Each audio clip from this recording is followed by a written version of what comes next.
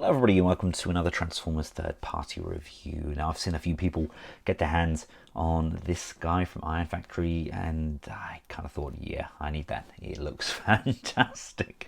This is of course the Iron Factory EX-14L, the Steel Lucifer, aka also known as Nova Prime, using that kind of war within Optimus as the base figure.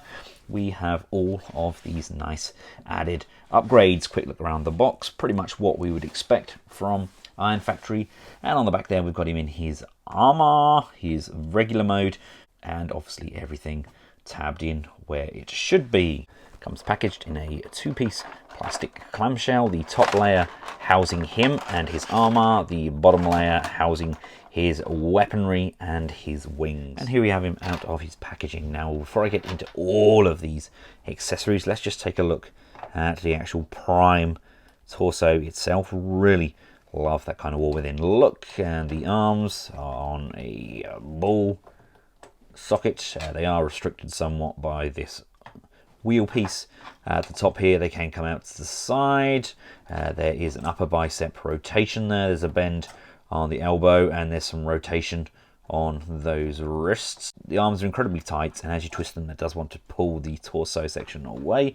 The head can flip forwards and backwards. We can look left and right, and we can tilt up and down. Love the sculpt on that head. That's been done to a remarkably good standard. There's waist rotation there. The legs can come this far forwards, and they can go this far back. They can come out to the side. Upper thigh rotation, bend at the knee, and the feet can go up and down and pivot side to side with a little bit of left and right motion thrown in there as well. Now with regards to the accessories, we get various different upgrade pieces designed for both him and his vehicle mode. I love this sword that we've got as well, with this really nice lengthy handle. We have the chest piece with the new alternative head. Love how that looks. We have some of the adapters. We have the crotch piece section there. We have the arm extensions, and we have these massive great wings. Love these, so much heft to them. Hopefully this means we're going to get an Iron Factory Predaking as well. And then we get these guns, which of course can be wielded in just his standard robot mode, and wielded very successfully. He looks awesome with those, in my opinion. Great look for him. Mine do tend to kind of come apart. They're not, don't know if they've been glued or not, but oh, what an outstanding looking little guy. Now as far as scale goes, I think that's probably the right sort of height for him, considering grapple is kind of like your decent Legends scale. A Prime should be slightly taller, I think, and I think that definitely works. That in my opinion is pretty much spot on. Now to get his armor attached, you want to just remove the weapons from the hands, and these are pretty much as you would expect. We open these hands up and they just tab in on the existing hands and close back off. We move his head forwards, which allows it to rock backwards, and then push that chest back in like so. The knee pads now come down as if we're transforming him for his vehicle mode. The feet are going to collapse downwards like this, and you want to pull and extend that upper torso. The wings just open up, they just all untab, and we can spread those out. We have these tabs on the back of the arms. They allow these shoulder connectors to come and tab in, bulking out those shoulder joints. The leg tabs just come in and slide in like so. The crotch tab slides in over the existing crotch. Using the tab on the back, we can bring these wings inwards like so, and using that gap that we created, we can slide the new chest in over the old one like so. As the head, just position that accordingly and bring in the truly massive sword. I'm going to slide that the other side of his hand, so bring that hilt back in. Let's have that in. And the option is also there to join the two guns together to make an extended cannon.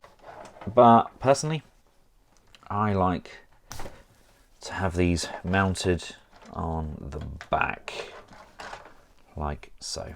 And there we have a very good looking Nova Prime. Absolutely love how this guy came out. As probably my favorite Iron Factory figure to date. Just something about him that really kind of captures how I envision Nova Prime. Obviously we can adjust these wings as to how we want them. It's all very kind of adjustable. The wings can go back as well. You don't even have to have the wings attached. The sculpt is really clean, great kind of vibrance to the figure. Very bright, pristine white. Love the mix of the blues and the yellows. The articulation has remained pretty much the same, albeit we now actually get more tilt on those feet than previously. The knee depth is still the same. Nothing is really hindered by these add-ons. In fact, we actually get more with the likes of the flight now being incorporated. Love how he looks. Really, genuinely very impressed. Now bringing in grapple. Again, he now towers over him. That's a very dominating size. And the options there if you choose to upgrade your Nova Prime. That looks ridiculous. Oh, I do love this huge nonsensical backpack. It really does look the part. But of course we can transform Nova Prime up. Unfortunately, again, it is parts forming. We do have to remove those pieces. Unfortunately, it's just the name of the game. So for starters, let's take this back piece off. You want to bring these pieces down to the front like so. Compress all of these pieces up.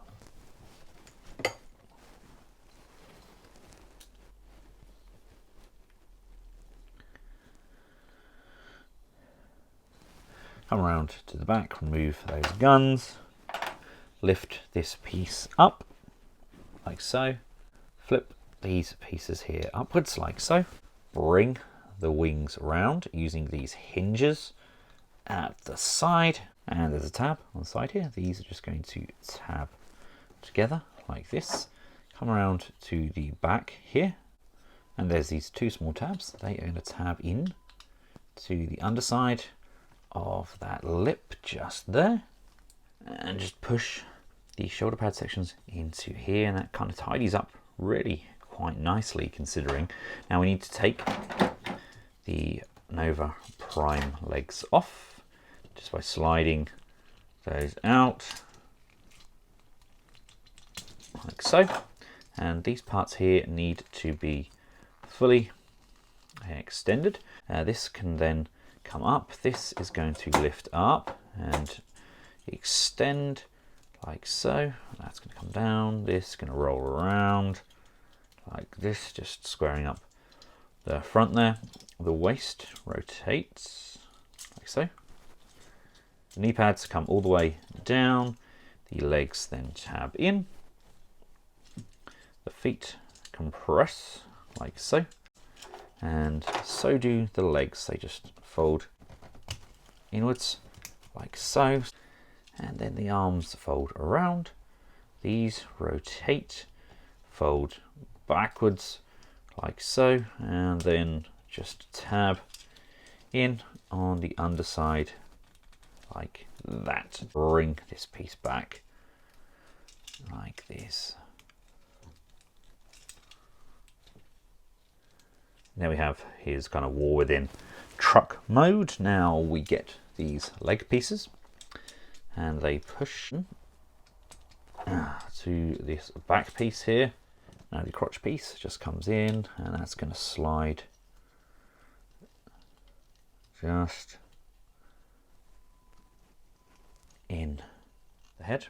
On the chest piece can be flipped down and that's going to sit directly under. There are then these small tab connectors on either side. You can just tab those guns in, and as we slide this in, there are these tabs just either side. Those are gonna slide and align with these guns, just pushing.